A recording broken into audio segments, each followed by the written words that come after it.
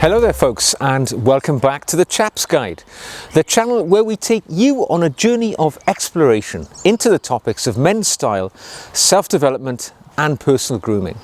Now, we focus quite a lot here on men's footwear because it can be a very expensive item, but a very fundamentally important item to your overall look. And as you know, shoes can cost anything from £50 to £500 and well beyond. So how do you achieve a good quality shoe without breaking the bank? Well, I've made many videos about it here on this channel, and for me it certainly involves looking into the pre-owned market, and I buy many shoes from eBay. And in order to prove the point here today, I've purchased from eBay a wonderful pair of Grenson Oxford semi-brogues. Now, this pair of shoes cost a mere £25 British when I purchased them from the eBay auction site, and I was the only bidder. And they are a very classic pair of black, as I say, Oxford shoes, leather soles, lots and lots of wear left in these soles, many miles to be achieved with these shoes. But do you know the reason why I don't think they did particularly well in the auction, in so much as I was the only person who bid on them, was they look a little bit downtrodden. Nothing particular, you know, there's no damage to the leather or anything like that, but they just look a little bit lackluster. The colour isn't as sharp a black as it used to be, and there's no shine, nothing going on with these shoes, which elicits a sense of excitement when you look at them. But I'm going to change that today. I'm going to sit down right now, here in the outdoors this afternoon, and in the space of no more than 20 minutes, I am going to convert these shoes into something which would make, well, a lot more than £25 if I were to sell them again on eBay. So let's sit down, see what we can do. Right, let's get this show on the road, shall we? And here's our nice pair of Grenson shoes. So as usual, I'm going to take one away and we will use that to compare with this other shoe here, which I'm going to bring back into shape. Now, as always, the first thing I'm going to do, or in this case, I'm going to remove the laces before I do anything else, because I know that the shoe will need the full treatment. And my plan today is to give this shoe a 4-stage process to get it from being this tired, rather dull colour back to a nice vibrant black colour with a lovely shine as well, hopefully. Let's see what we can do, eh? Let's make no promises right now. So first thing, we want a shoe tree. Shoe tree, very important when it comes to working on the shoes. Gives the shoe good form, good shape, and we know that it's going to hold up when we're pushing down on it, which we'll be doing quite a bit of in a moment. The first step is going to be a renovation cream, because I don't know when this shoe was last conditioned. If it's, you know, it doesn't look dehydrated, but the last thing we want is leather which is brittle and dried out. So I'm using a brand called Sophia, and this is their Renovator cream or renovation cream. And very simple thing to use. We merely take the cream, we need a cloth, and I'm using a simple cotton cloth here, nothing more than that. It's a bit of old shirt. I'm just going to wrap it around my fingers, as you can see, just like that, forming a bit of a working bit on the end of my fingers, bit of a pad, so to speak. And now, simple as this, really, all I've got to do is apply that material, that renovation cream, all over the leather of this shoe. No more than that, really quite straightforward. And this does a few things. I mean, there is oils and waxes contained within this, which will, you'll see in a moment, bring a rather nice sheen rather than a shine to the shoe. And it can be used everywhere around the shoe, around the edges as well. Don't forget, that's all leather. It all benefits from the protection and the conditioning that we're about to give it. So we're going to small sort of concentric circles, that's all I'm doing. I'm not really taking my time here because I'm, you know, I don't want to keep you good folks waiting all day to see me do this, but all over the shoe, and we just apply it. Now, one of the things I should say when you're applying a renovation cream, if your shoe is tired, it's been in a cupboard or a wardrobe for years and years, and it's clearly it's clearly very dry, it needs more conditioning, you can do this process more than once. more than once indeed. And all we're going to do, we're just going to let that dry, and then we're going to apply the brush to this beautiful pair of shoes, as they will be in a short while, and we will see what it looks like then. So just let that sit for a moment. We need to let the renovation cream just dry so that it's ready to be removed by the brush, and that's all there is to it.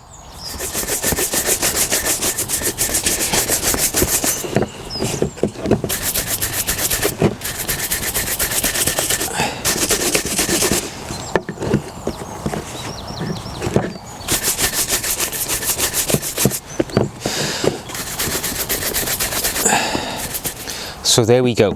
So that's one application of Sophia Renovator, or renovation cream, and it's got a bit of a sheen coming back, and yes, it's plumped the leather up. It looks better, it feels better already.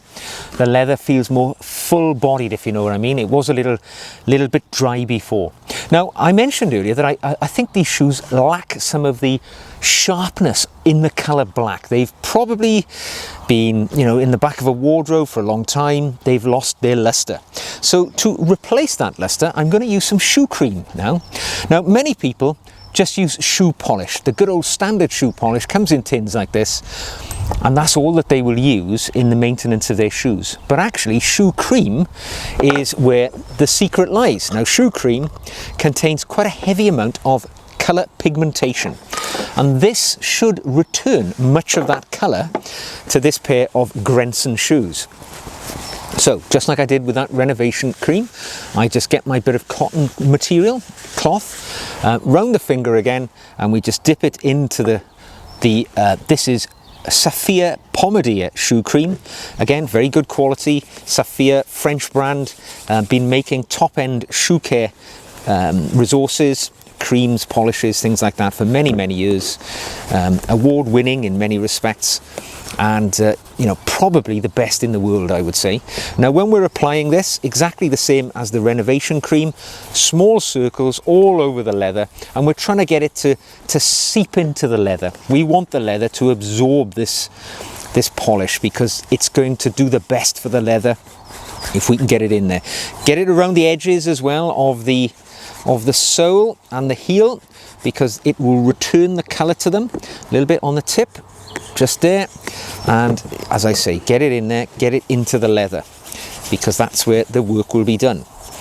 Now, as I say, the pigmentation much more prevalent in shoe cream than it is in wax polish, so this is what will return the colour.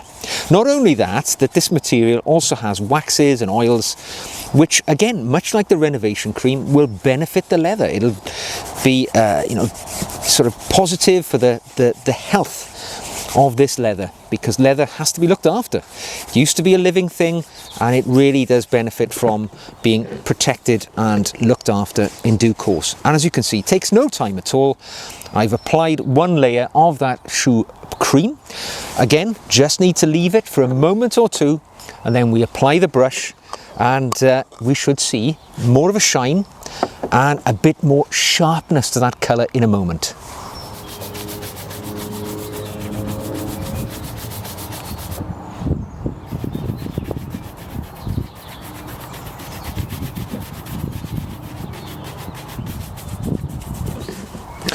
There we go. So we've applied renovation cream, we've applied shoe cream. The shoe is starting to take on a bit more of a shine. It's got some of its clarity back to that black colour, to me anyway, sitting quite close to it here, and it's looking altogether like a better shoe. Now, many people might leave it at this point, but not us, of course. We are chaps, we like to look our very best. So the next stage is going to be some shoe wax, or wax polish. Again, sticking with the same brand, Sophia, and this is a wax polish in black. Nice, easy when it comes to black colours. There's no issues about matching the colours. And there we go. As you can see, it's just wax polish, which I'm going to apply, and this is not going to surprise you, in exactly the same way as I just did to the other two layers that we've just applied. So we wrap the cotton rag around our finger, we get wax polish on the end of our finger, and we get it onto the shoe. Small concentric circles. Just getting that on there. And this is a lovely pair actually. Now I've been working on them for a little while. Nice pair of Grenson Oxford semi-brogues, and yeah, £25 I paid for these. £25, and I have to say they're really in good condition. Now I've done a little bit of work on them, I can see that the quality of the shoe is starting to come through. And Grenson, of course, really good heritage brand. They've been manufacturing shoes up there in Northamptonshire since 1866, when they were founded by William Green, who started the company off back then. And over the years it's gone from strength to strength. It's had its ups and downs, but Grenson, you know, in the modern era, I don't think it trips off the tongue by shoe enthusiasts today as being a sort of shoe brand in the same conversation as we'd be talking about Crockett & Jones, Church, Cheney, and perhaps some of those bigger names that have fared a little bit better over the last few decades. It's fair to say that looking into the history of Grenson, that they did suffer a bit when, you know, cheaper imported shoes became much more widely available in the 1960s and the years beyond. And as a result of that, in this modern era, we're able to pick them up for very modest prices because, as I say, they're not considered top tier anymore. Although, you know, they cost anything between £300 and £400 for a modern version of this pair of shoes here from the Grenson website today. So they're not cheap by any means, but a little bit cheaper than perhaps Crockett & Jones and Church, those names I've bandied around. They might be, you know, £100 more than that, but the quality is there. You know, it's a good quality, handmade, British-made, Goodyear welted shoe, which has the potential to last for decades and decades. Now, I've applied that wax, and whilst I've been chatting to you about Grenson, it has indeed dried, and as you can see, the wax is a solid material rather than the liquid materials or semi-liquids that we've applied the first two stages. And when we apply the brush to the shoe, we will get the best shine that we're going to get so far. And the idea being that that wax will be sort of brought up into a shine by the friction and the heat generated by the brush, and that will provide a little protective layer, a little force field, a little overcoat around our shoes, which will protect it from the moisture when it rains, you know, the salt on the pavement in the winter time, and the ultraviolet light, of course, in the summertime, because that's equally as dangerous as anything else that gets thrown at it by the elements. So there we go. We have nicely applied that, applied the brush, and as you can see, a little bit of a shine coming now, looking a lot better. Looking a lot better indeed, and the blackness is back. It's the inky black, looks really nice. Now, many people could walk away at this stage and be satisfied that the shoe is looking good. This could easily be worn now with a suit, you know, with any semi-formal clothing, you know, a pair of slacks and a sports jacket or whatever, and that semi-broguing. So versatile, you know, formal enough to wear with a suit, yet can be pressed into less formal situations, you know, with a sports jacket or a blazer. So, we're chaps though, aren't we? We're not satisfied with adequacy.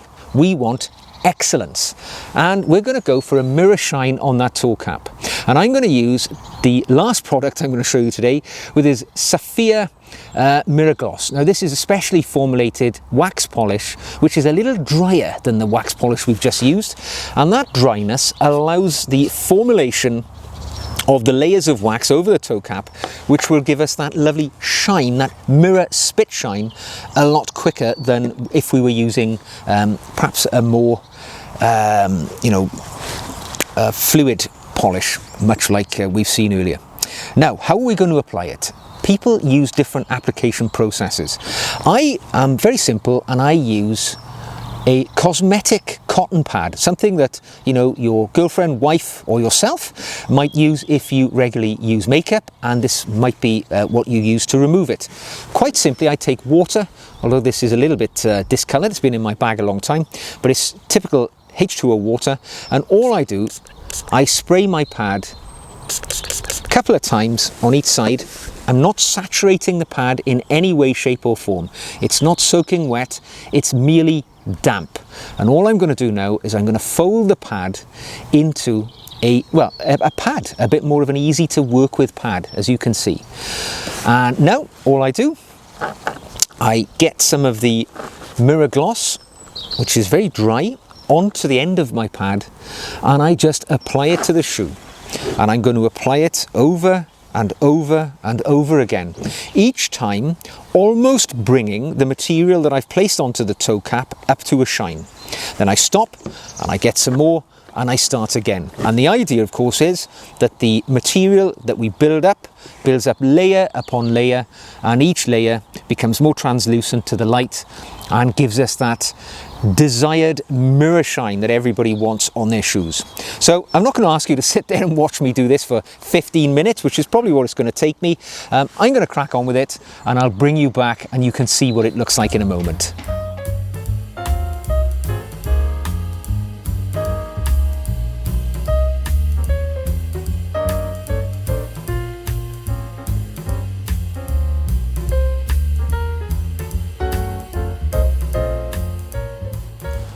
Welcome back. You've come at just the right time, because I've just finished my last layer of polish and my lovely Grenson shoes are ready for your inspection. So there you go. That's taken me about 10 to 15 minutes, and I've just quite enjoyed being sat here in the outdoors listening to the birds and then the sounds of the countryside. And I've just applied probably about 8, 9, maybe 10 layers. The leather is good. You can tell when a good open grain leather accepts the polish quite readily, and this one has done so. And as you can see, I hope, got a nice shine going on there now. Nice spit shine. And as you can appreciate, you know, if I was to put more effort and layers into it, that shine would become even greater. Now, the best way to have a look at our success is to get the friend back out and to see how they fare when placed side by side. It's the comparison that normally makes the difference, I think. And just moving them around a bit so you can hopefully catch the light where the shoes have been improved. And there we go. So as you can see, a little bit of time, a little bit of effort, a nice pair of shoes bought very inexpensively, which will now be very, very wearable in pretty much any situation I'm likely to find myself in the future. And it didn't break the bank, and that's the key thing. So there we go. Hope you enjoyed that.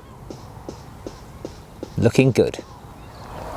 So there we go. And to prove the point, those shoes are now looking sparkling, shiny and delightful. And I think I'd be happy to wear them with any suit or other ensemble of semi-casual clothing that would benefit from wearing a black Oxford semi-brogue. There's very little which looks better than those right now. So I hope you've enjoyed this tutorial on bringing a tired and downtrodden pair of shoes back to life. If you have, I would encourage you to give us a thumbs up and hit that subscribe button as well. That way you won't miss any of our future shoe care or any other material. So until the next time, please take care of yourselves, and I'll see you again very soon.